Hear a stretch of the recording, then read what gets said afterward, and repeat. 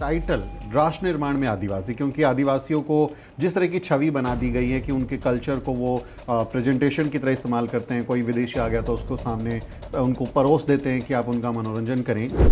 जब तक दलितों के, आदिवासियों के, पिछड़ों के अपने इतिहासकार नहीं होंगे, सवर्ण आपको जगह क्यों देंगे? तो कहते हैं कि ये दरअसल कबीलों की लड़ाई थी, कबीलाई समाज जो है वो आपस में लड़ रहा था। राष्ट्र निर्माण जैसा कुछ नहीं था इसमें। किसी को भी ये लगता है कि अंग्रेजों से लड़ना कबीले की लड़ाई है, तब तो ये देश में कोई आजादी का आंदोलन चला ही नहीं। सही बात है।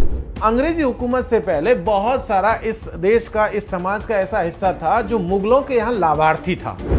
मुगलों के यहाँ बेटियां ब्याह रहा था, मुगलों के यहाँ दरबार में बैठा हुआ था, मुगलों के यहाँ और तमाम राजा महाराजाओं के, नवाबों के यहाँ ये काम कर रहा था। वो इतिहास है, और जैसे ही वो अंग्रेजी हुकूमत के यहाँ आया, उसने बिना किसी चीज के वो तुरंत शिफ्ट करके अंग्रेजों के यहाँ लाभार्थी हो गया।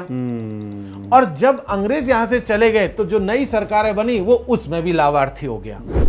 कि निषादों को बोल दिया जाता है कि आप तो राम को लेके गए थे, भीलों को बोल दिया जाता है, सबरी को बोल दिया। इस तरह की जो कहानियां जोड़ दी जा रही हैं अभी, और आदिवासियों का हिंदूकरण किया जा रहा है, क्या उसमें इस तरह से नायकों को स्थापित करना, ये असली इतिहास से रूबरू कराना है कि भाई ये जो आपको बताया जा रहा है वो सच नहीं है, आपको असली इतिहास जानना है? वो हमारे लिए एक नया टर्म लेकर के आए, वनवासी का। लेकिन अगर मैं दिल्ली में बैठा हूं तो क्या मैं आदिवासी नहीं हूं? ये बात तय है कि मैं दिल्ली में बैठ के वनवासी नहीं हूं, लेकिन मैं आदिवासी हूं क्योंकि मेरा जंगल में रहने से मेरी आइडेंटिटी तय नहीं होगी। जब तक शेरों के अपने इतिहासकार नहीं होंगे, यानी उनका इतिहास शेर खुद नहीं लिखेंगे, तब तक शिकारियों की शौर्य गाथाओं को गाया जाता रहेगा। नाइजीरिया के नॉवलिस्ट और साहित्यकार चिनुआ अचाबे की ये पंक्तियां गहरी छाप छोड़ती हैं, गंभीर इसके मायने हैं।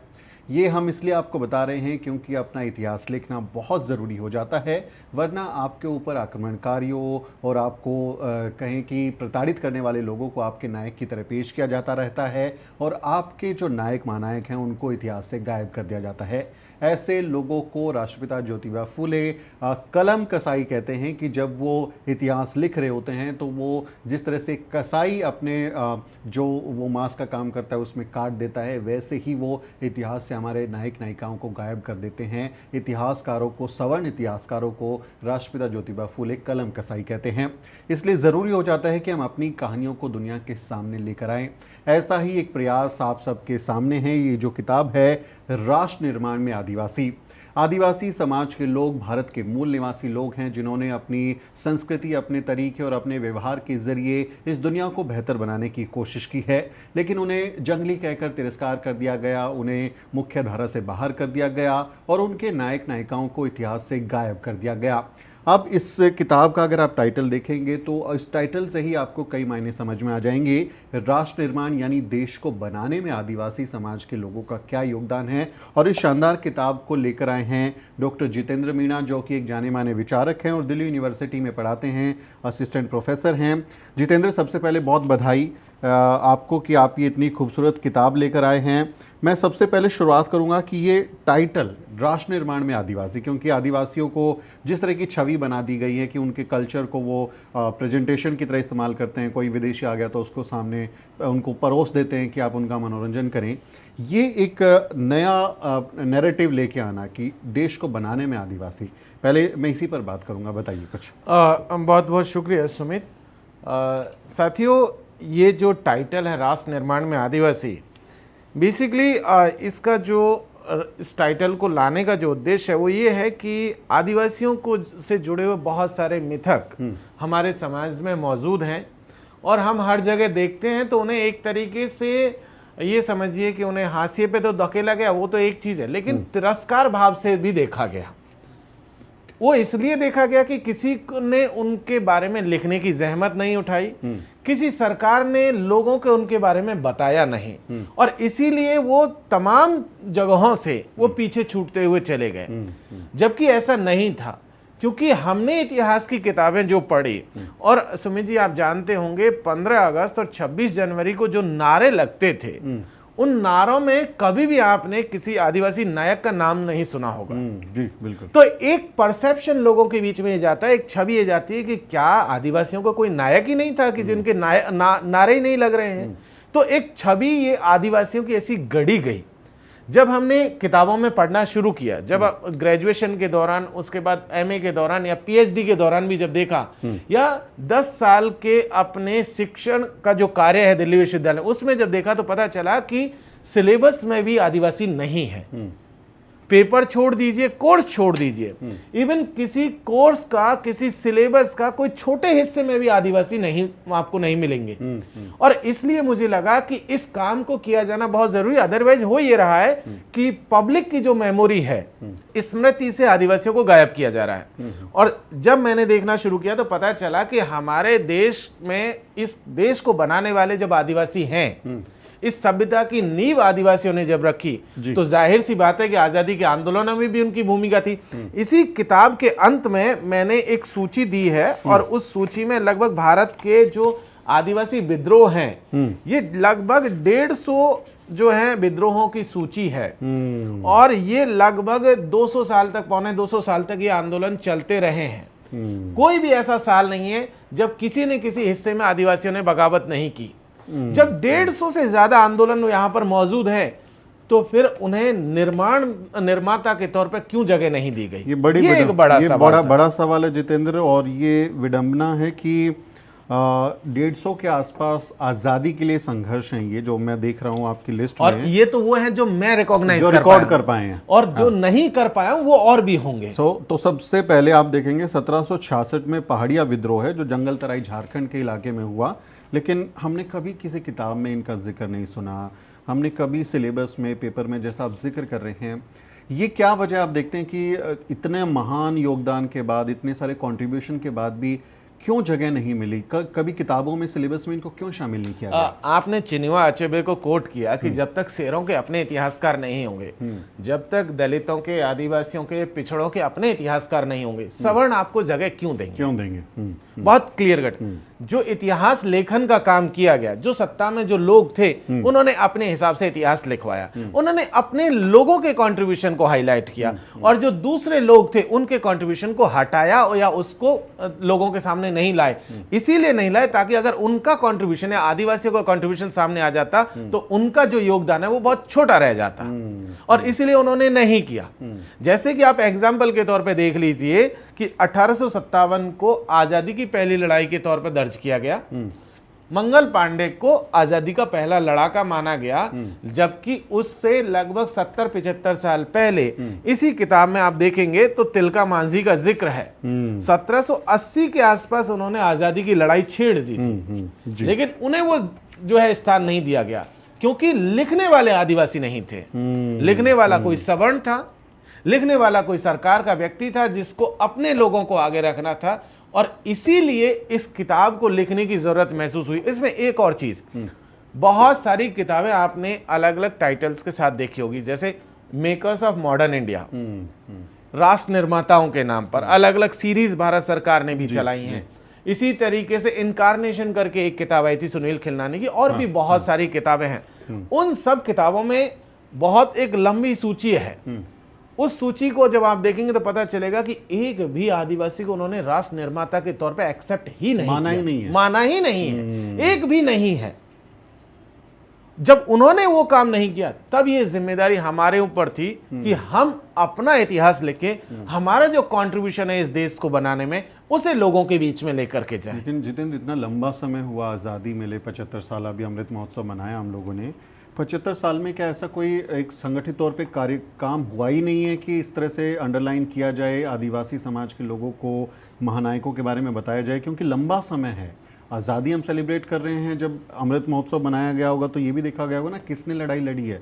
क्या कुछ ऐसा काम नहीं हुआ अभी तक? यही सबसे ज़्यादा हैरानगी की बात है। बहुत अलग अलग पार्टियों की सरकारें आई गई, राज्य में भी आई, केंद्र में भी आई, लेकिन किसी ने इस ओर ध्यान नहीं दिया। सबका ध्यान इस बात पर था कि आदिवासियों के नाम पर किस तरीके से वोट लिए जाएं, आदिवासियों को वोट बैंक का हिस्सा कैसे बनाया जाए, या किसी सरकारी योजना में उनके नाम पर फंड अलॉट करके उसकी लूट शुरू की जाए। किसी का फोकस इस बात पे नहीं था कि हम आदिवासियों का इतिहास लिखें। और ये चीज ऐसा नहीं है कि कोई अनजाने में हुई गलती थी, ये जानबूझकर की गई। जैसे इतिहासकारों ने साजिश की, सत्ता में जो लोग बैठे हुए थे उनकी जिम्मेदारी थी कि इस देश के तमाम तबके के लोग जिनका इस देश को बनाने में योगदान है, उनके योगदान को वो सामने लाते, लेकिन उन्होंने नहीं लाए। इसलिए नहीं लाए क्योंकि अंग्रेजी हुकूमत के दौर में आदिवासियों की जो लड़ाई थी वो 3 किस्म के लोगों से थी। पहली अंग्रेजी हुकूमत से, दूसरा यहाँ की सामंती रियासतों से थे, और तीसरा गैर आदिवासी जिसमें महाजन, साहूकार, जमींदार, ओके, उसके साथ साथ आप देखेंगे तो जो ब्याजखोर थे या व्यापारी थे उन सब से भी थी। तो आजादी के बाद अंग्रेज चले गए, लेकिन जो 2 और तबके बच गए थे यही सत्ता में थे, यही सत्ता में रहे। और इन्होंने उन्हें वो जगह नहीं दी। इन्होंने उसी तरीके से आदिवासियों को ट्रीट किया जैसे अंग्रेजी हुकूमत के दौर में ये लोग जैसे ट्रीट वो कर रहे थे। क्रिमिनल ट्राइब का एक टाइटल दिया था, कानून भी बनाया, तो ये उसी तरह से देख रहे थे आदिवासी समाज को। देखिए, क्रिमिनल ट्राइब को भी मैंने इसमें अच्छे से जो है वो किया है, आप देखेंगे तो इसमें आपको पता चलेगा जी। क्रिमिनल ट्राइब की भी जो पूरी की पूरी कहानी है, उस कहानी को आप देखिए तो पता चलेगा कि अंग्रेजी जो समाज था उसमें ये अवधारणा शुरू होती है कि उन्होंने वहां के जितने भी बेरोजगार थे, जितने भिखारी थे, जितना काम की मांग करने वाले लोग थे, मतलब कामगार, मेहनत कश कौम के जो लोग थे, उन सब को उन्होंने जो है ना एक तरीके से एक टर्म इन्होंने लिखा था, वो था डेंजरस क्लास। और एक दूसरा टर्म अंग्रेजी सोसाइटी ने क्रिएट किया था, वो था हैबिचुअल ऑफेंडर, मींस आदतन अपराधी, और खतरनाक क्लास, खतरनाक वर्ग। ये जो आइडिया अंग्रेजी हुकूमत के दौर में इंग्लैंड के भीतर चल रहा था, यहाँ के जो लोग थे, जो गैर आदिवासी थे, जो राजा महाराजा के तौर पर जो अंग्रेजों के सहयोगी थे, वो भी आदिवासियों को उसी खतरनाक क्लास के तौर पर देख रहे थे। और इसीलिए उन्होंने बजाय किसी एक व्यक्ति को अपराधी ठहराए जाने के, अगर जिसने अपराध किया उसे अपराधी नहीं ठहराया, उन्होंने पूरे समाज को अपराधी बता दिया। और जब आजादी के बाद कमेटी बनी, आयंगर कमेटी, उसकी रिपोर्ट ये बताती है कि सेंट्रल जो लिस्ट थी क्रिमिनल ट्राइब्स की, उसमें 127 कम्युनिटीज थी, और जो मद्रास स्टेट की उसमें 44 के आसपास थी, और इसी तरीके से मुंबई प्रेसिडेंसी की भी लिस्ट थी। तो लगभग 250 से ज्यादा कम्युनिटीज ऐसी थी जो कि क्रिमिनल ट्राइब की सूची में शामिल थी। और ये ऐसा नहीं कि अंग्रेज अपने लेवल से कर रहे थे, यहाँ के लोग थे जो लिस्ट प्रोवाइड कर रहे थे, उनको बताया यही थे। जैसे राजस्थान में रियासतों में तो अंग्रेज नहीं थे, वहां तो रियासतें रूल कर रही थी, लेकिन रियासतों ने भी अपने अपने इलाकों में आदिवासियों को क्रिमिनल ट्राइब की सूची में डाला। जैसे राजस्थान के मीणा थे, उन्हें 1924 में खास करके जयपुर रियासत ने इस इलाके के जो पूर्वी राजस्थान के मीणा, उन्हें क्रिमिनल ट्राइब में डाला। मेवाड़ ने यह काम 1861 में ही कर दिया था। एक्ट के आने के पहले ही जितने भी वयस्क पुरुष थे उनकी थानों में हाजिरी, उनका रजिस्ट्रेशन, उनके आने जाने की हर एक सूचना थाने में देना जरूरी था। तो ये चीजें मिल करके हुई। जो तबका यहां पहले से रूल कर रहा था, जो बाहर से आए थे, उन सबने मिल करके ये सब काम किया। जी, तो बहुत इंटरेस्टिंग जानकारी है, और मुझे लगता है कि जो दर्शक इस किताब को पढ़ेंगे उनको नया एक पर्सपेक्टिव मिलेगा। जब हम आदिवासी नायकों की बात करते हैं, चूँकि हम भी कंटेंट क्रिएशन में हैं और कई लोगों को पढ़ते हैं, अपने नायक नायिकाओं को जानने की कोशिश करते हैं, तो आदिवासी वर्ग में भी हम लोग चुनिंदा महानायक या महानायिकाओं को ही जानते हैं, चाहे वो बिरसा मुंडा हो, टांटिया भील हो, कुछ चुनिंदा लोगों को जानते हैं। आपकी किताब में मैं कई ऐसे नाम देख रहा हूँ, और मैं इस बात के लिए मैं माफ़ी मांगता हूँ कि मैं उनको नहीं जानता। ये विडंबना है कि हम उनको नहीं जान रहे, क्योंकि उनके बारे में लिटरेचर अवेलेबल नहीं है, उनके बारे में लिखा पढ़ा कहीं नहीं जा रहा है। जैसे गुंडाधुर एक कैरेक्टर आपके यहाँ पर हैं, इनके बारे में मैं नहीं जानता। ऐसे कई नाम हैं इस लिस्ट में जिन नायक नायिकाओं के बारे में मैं भी अवगत नहीं हूँ।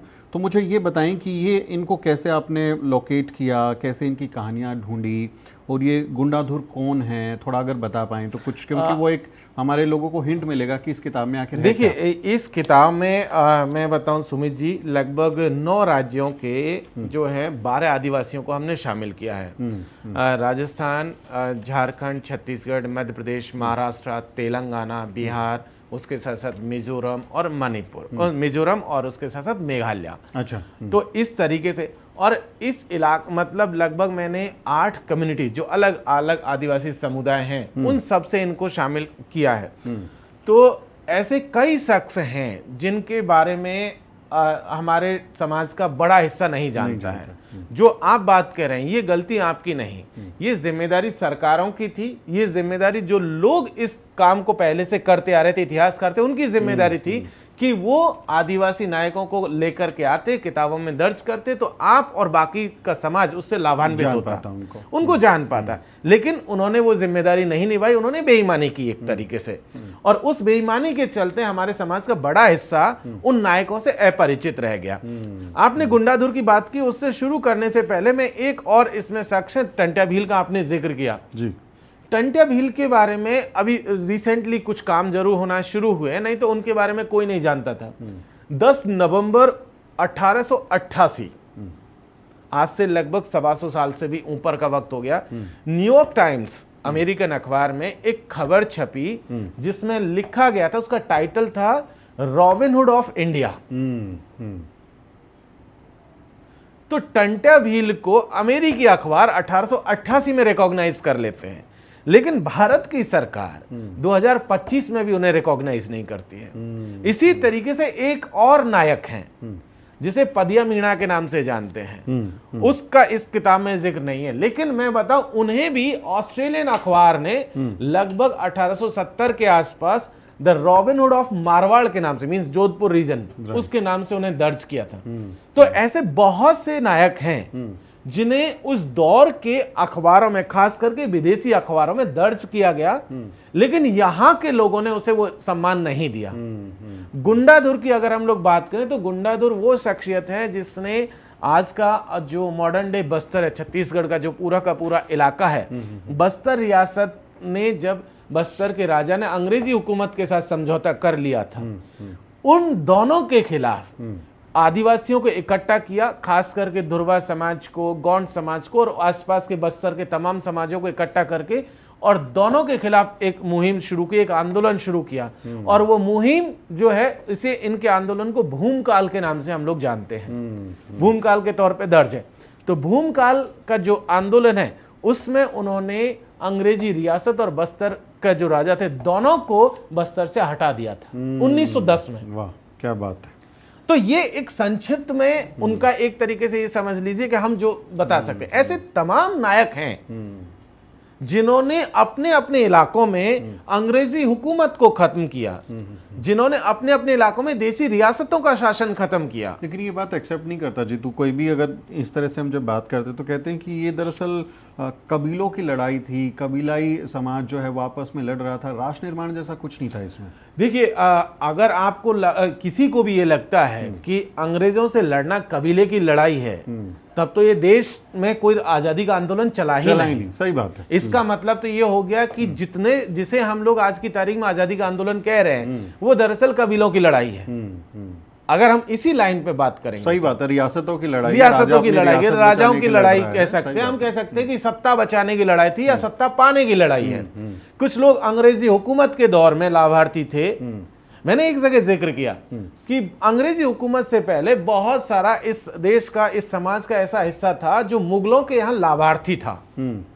मुगलों के यहाँ बेटियां ब्याह रहा था, मुगलों के यहाँ दरबार में बैठा हुआ था, मुगलों के यहाँ और तमाम राजा महाराजाओं के, नवाबों के यहाँ ये काम कर रहा था। वो इतिहास है, और जैसे ही वो अंग्रेजी हुकूमत के यहाँ आया, उसने बिना किसी चीज के वो तुरंत शिफ्ट करके अंग्रेजों के यहाँ लाभार्थी हो गया।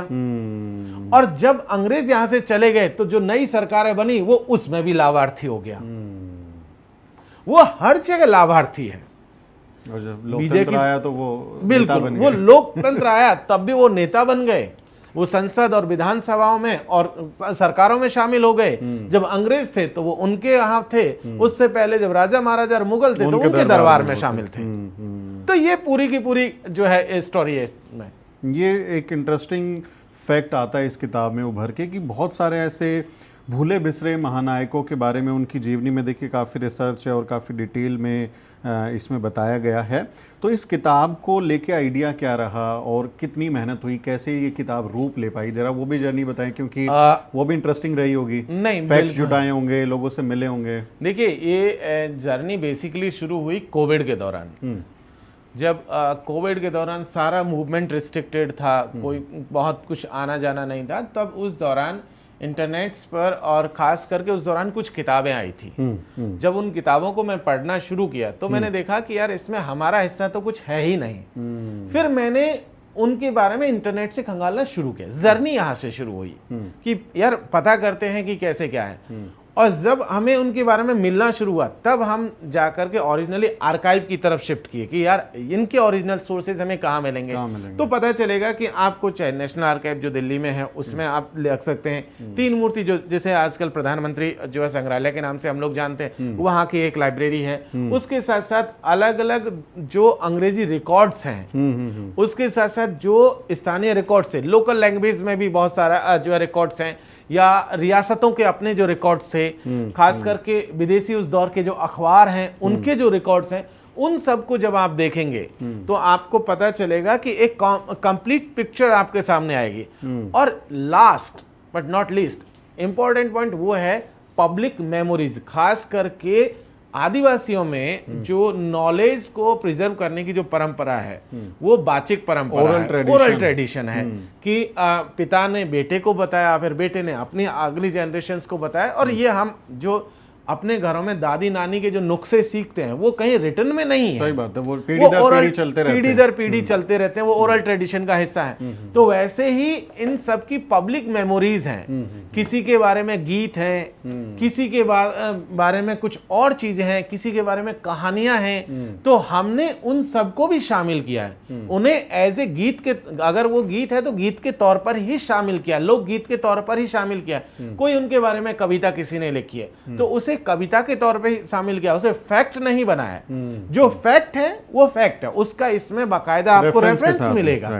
ऐसा नहीं है कि सिर्फ कहानी के तौर पर। तो कई बार ये आरोप होता है हमारे लोगों पे कि ये ओरल कहानियां लिख दी हैं, कोई सोर्स है नहीं, कोई ऑथेंटिक सोर्स होता नहीं है। बट आपकी किताब में मैं देख रहा हूँ कि हर पन्ने पे आप जगह जगह जब आप देखेंगे तो हर पेज पे नीचे की तरफ फुटनोट आपको मिलेगा। जी जी। ये फुटनोट इसी बात के लिए है ताकि किसी को अगर कोई अपने जहन में इस किताब को पढ़ते वक्त आए तो वो उसको क्रॉस चेक कर सकता है। और उसके साथ साथ जहां कहीं भी कोई लोकगीत है तो उसको भी क्रॉस चेक करने का उसमें रेफरेंस है कि भाई ये लोकगीत है तो कहां से आ रहा है, इसका सोर्स क्या है। तो उस स्रोत को भी वो जाकर के वो क्रॉस चेक कर सकता है। साथ ही साथ उन जैसे कई नायकों को लेकर के आजकल जो है सरकारों ने छोटी छोटी जो है अलग अलग, जैसे कईयों के नाम पर कुछ किसी इमारत का नाम रख दिया।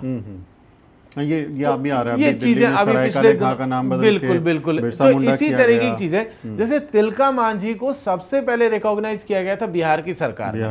बिहार सरकार ने लालू प्रसाद यादव जी जब 90 के दशक में मुख्यमंत्री थे तब उन्होंने भागलपुर विश्वविद्यालय का जो चौराहा था, उनका जो विश्वविद्यालय का नाम था वो तिलका मांझी के नाम पर किया था। और वो इसलिए ज्यादा जरूरी हो जाता है क्योंकि इस देश में पहला जो कलेक्टर था, जब ये कलेक्टरी सिस्टम शुरू हुआ 1772 के आसपास, तो जो पहला इस देश का कलेक्टर था भागलपुर का कलेक्टर था जिसका नाम था ऑगस्टस क्लीवलैंड। जब तिलका मांझी ने आंदोलन चलाया था तो ऑगस्टस क्लीवलैंड तिलका मांझी के तीरों से मारा गया था। और इस देश की ये सबसे बड़ी घटना थी अंग्रेजी हुकूमत के दौर में कि कोई कलेक्टर जो है वो मारा जा सके, वो मारा जा रहा है आदिवासी आंदोलनों में और आदिवासियों के तीरों से। तो उस बात को एक्सेप्ट करते, उसे रिकॉग्नाइज करते हुए सम्मान बिहार की सरकार ने उस दौर में दिया था। लेकिन वो जिस लेवल पे और ले जाए जाने की जरूरत थी, उन पे और काम किए जाने की जरूरत थी, वो काम सरकारों ने नहीं किया।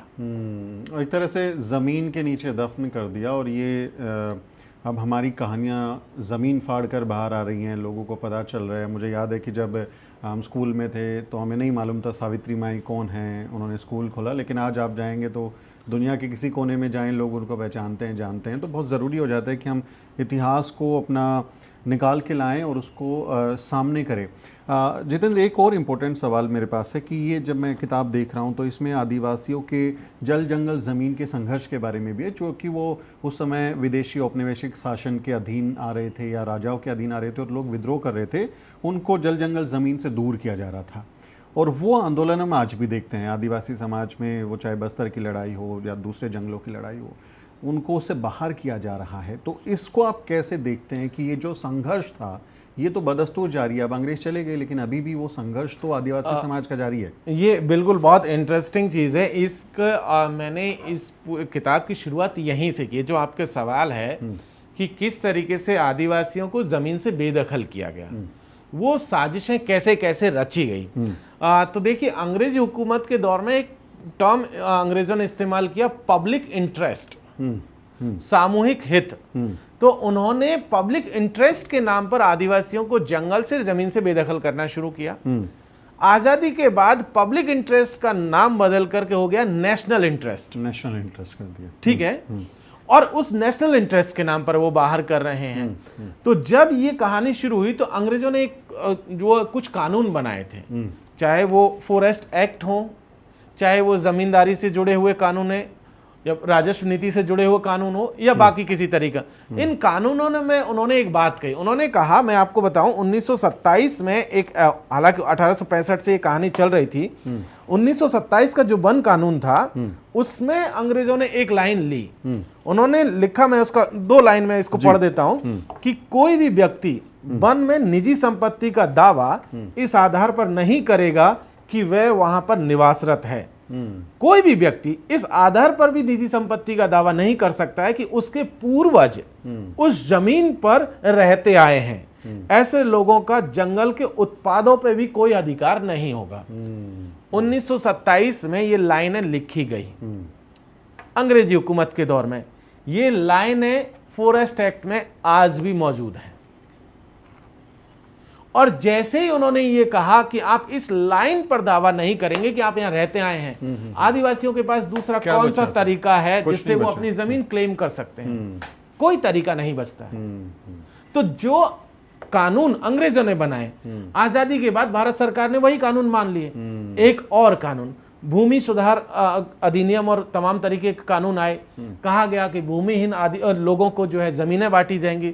और उस भूमि सुधार कानून में एक क्लॉज था कि जो लोग 12 साल से अधिक वर्ष से किसी जमीन पर खेती कर रहे हैं उन्हें उसका पट्टा दिया जाएगा। भूमि सुधार कानून के तहत 1952 में ये बात कही। लेकिन गजब बात यह है कि यही लाइन आदिवासी इलाकों में लागू नहीं होती है। ये लाइन आदिवासी इलाकों में लागू नहीं है, ये गैर आदिवासी इलाकों में ये लाइन लागू है। तो हमारे ही देश की सरकार ने आदिवासी और गैर आदिवासी स्टैंडर्ड कैसे बना लिया, को डबल स्टैंडर्ड में डाल दिया। तीसरी चीज, पहली बार 2006 में आदिवासियों से जुड़ा हुआ एक कानून लेकर के आई सरकार।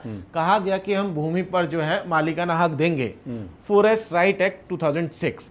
उसके तहत कहा कि अगर कोई व्यक्ति, उसका परिवार 3 पीढ़ी से या एक पर्टिकुलर जमीन पर रह रहा है और ग्राम सभा अगर उसको अनुमोदित करती है तो जो जिले की जो सरकार है, जिला प्रशासन जो है, उसको पट्टा जारी कर सकता है। इस देश में 13 करोड़ आदिवासी हैं। इस किताब में भी मैंने एक जगह जिक्र किया है, उसको आप देखेंगे तो पता चलेगा कि अभी तक जो है लगभग 45 लाख परिवारों ने जो है जमीन पर दावा किया। 13 करोड़ में से मात्र 45 लाख जो है परिवारों ने दावा किया। उसमें से भी मात्र 24 लाख को पट्टा मिला है, बाकी को पट्टा नहीं मिला। और उसके संबंध में 2019 का आपको याद होगा सुप्रीम कोर्ट का वर्डिक्ट ये कहता है कि जिसके पास भी पट्टा नहीं है उसे अपनी जमीन खाली करनी होगी। और इसी लाइन पे इसी साल इसी बारिश में पिछले महीने मध्य प्रदेश के जंगलों से आदिवासियों को खदेड़ना शुरू कर दिया और उनको कहा जा रहा है कि तुम अतिक्रमणकारी हो। जो सदियों से, पीढ़ियों से वहां जमीन पे रह रहे थे, आज उनको बाहर कर दिया जा रहा है अतिक्रमणकारी कह करके।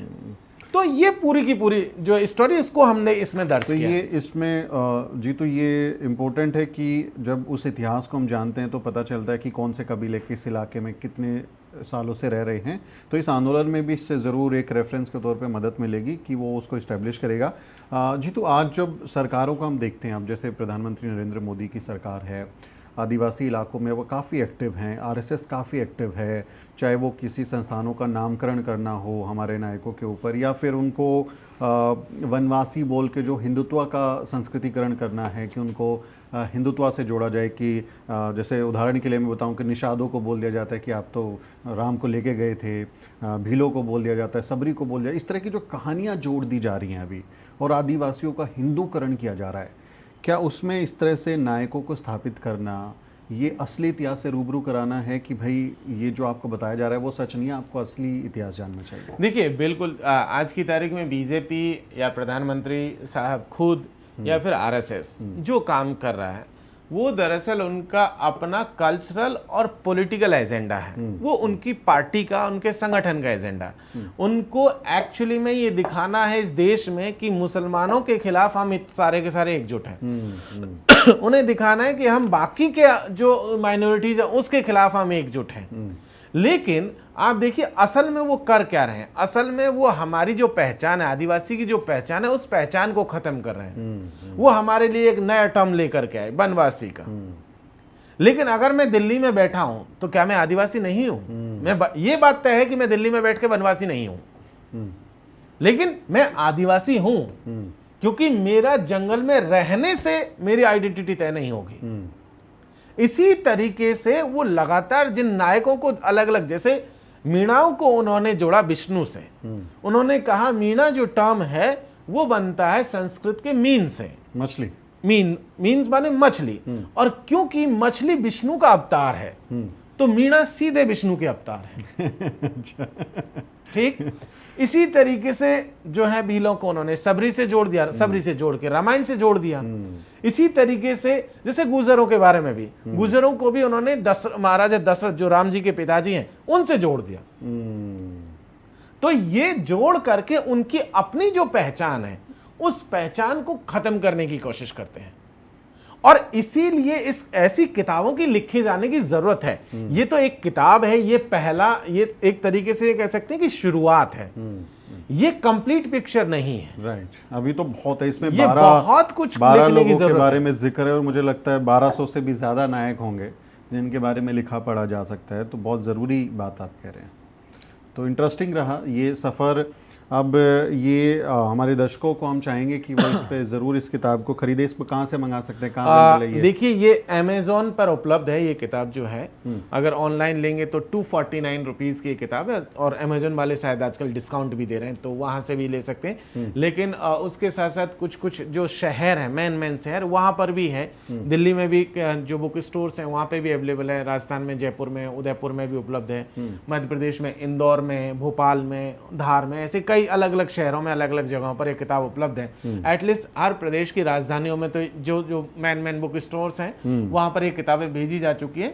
लेकिन अगर किसी को लगता है कि नहीं मिली तो वो इस वीडियो के कमेंट बॉक्स में लिख सकता है, वहां भी उनको जो मैं आपको लिंक दे देंगे दर्शकों को, उसका जो अमेज़न का लिंक है आप वहां से उसको खरीद सकते हैं। और ज़रूरी है कि आप इनको पढ़ें, इसके बारे में चर्चा हो, लिखे, और इसमें जो नायक नायिकाओं का जिक्र है आप जब देखेंगे तो आपको कई ऐसे नाम देखने को मिलेंगे जिनके बारे में आपने शायद पहले कभी नहीं सुना होगा। इसलिए उनको जानना और उनके संघर्ष को पहचानना बहुत ज़रूरी है। और जीतू, जैसे बाबा साहब अम्बेडकर कहते थे कि विचार जो हैं वो नश्वर हैं अगर उनका प्रचार प्रसार ना किया जाए। जैसे एक पौधा अगर उसको खाद पानी ना दो तो वो मर जाता है, वैसे ही विचारों का अगर प्रचार ना हो तो वो भी मर जाते हैं। तो आपको लगता है कि ये बहुत ज़रूरी है कि अब तो वक्त है भाई, ये अब तो बताना ही चाहिए, नहीं तो ये जो नैरेटिव सेट करने, एजेंडा सेटिंग करने वाले लोग हैं ये बिल्कुल गायब कर देंगे। देखिए आज़ादी के बाद से, खास करके जब से संविधान का शासन शुरू हुआ है तब से ये बहुत ज़रूरी है हर समाज के लिए, खास करके मार्जिनलाइज सेक्शन के लिए। उसके लिए इसलिए ज़रूरी है क्योंकि रूलिंग जो इलीट है वो आपके बारे में नहीं बताएगा। बाबा साहब इसीलिए कहते थे कि अगर आपके पास विचार है तो दर्ज कीजिए।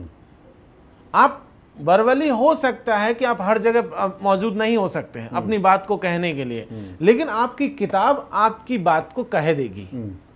आपके जाने के बाद, आपकी गैर मौजूदगी में, इस दुनिया से जाने के बाद भी ये किताब रहेगी। सही बात है।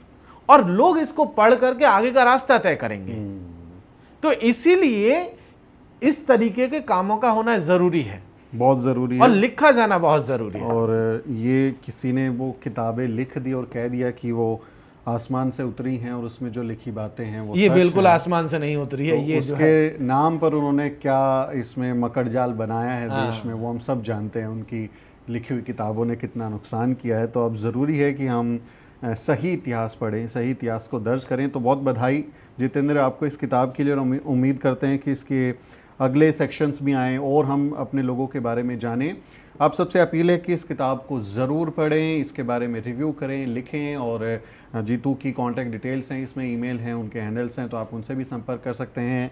जितेंद्र मीणा एक इतिहासकार हैं, असिस्टेंट प्रोफेसर हैं इतिहास के, तो एकदम ऑथेंटिक जानकारी इसमें है। क्योंकि इस बात की मुझे खुशी है कि कई किताब हम जब देखते हैं अलग अलग स्टॉल्स पर, तो कई बार वो मौखिक एक विस्तार होता है, उसमें रेफरेंसेस कम होती हैं, बट आपने बहुत ऑथेंटिक रेफरेंस के साथ इस किताब को लिखा है। तो ये एकदम ऑथेंटिक आपको इतिहास देखने को मिलेगा, जो कि बहुत अच्छी बात है। आप इस किताब को पढ़ें और इसके बारे में बात करें। इस पूरी बातचीत पर आपका क्या सोचना है, कमेंट करके ज़रूर लिखें। आपसे अपील है कि वीडियो को शेयर करें और द न्यूज़ वीक को सब्सक्राइब करना ना भूलें। मेरा नाम सुमित चौहान है और इस वीडियो इंटरव्यू को रिकॉर्ड करने में मेरी मदद कर रहे हैं मोहित और सुशांत। अगली वीडियो में मुलाकात होगी दोस्तों। जय भीम, जय जोहार। साथियों, अगर आपको द न्यूज़ वीक का काम पसंद है और आप चाहते हैं कि हम यूं ही अम्बेडकरवादी पत्रकारिता करते रहें, तो हमारी आर्थिक मदद जरूर करें। आप अपनी स्क्रीन पर दिखाई दे रहे इस QR कोड को स्कैन करें और न्यूज़ वीक फाउंडेशन के खाते में अपनी दान की राशि भेजें। QR कोड के अलावा आप UPI के जरिए भी मदद कर सकते हैं। आप हमारी UPI ID newsweek@yes bank पर भी मदद भेज सकते हैं। इसके अलावा आप हमारे अकाउंट में भी मदद भेज सकते हैं। खाते का नाम है news week foundation, account number है 02358800000640। IFSC कोड है YesB0000235। बैंक का नाम यस बैंक है और ब्रांच है नेहरू पैलेस, दिल्ली। आप डोनेशन के एवज में इनकम टैक्स में भी छूट पा सकते हैं। डोनेशन की रसीद पाने के लिए ट्रांजैक्शन का स्क्रीनशॉट हमें भेजें। टाइप करें डोनेशन स्पेस आपका नाम और हमें 8595794224 पर व्हाट्सएप करें।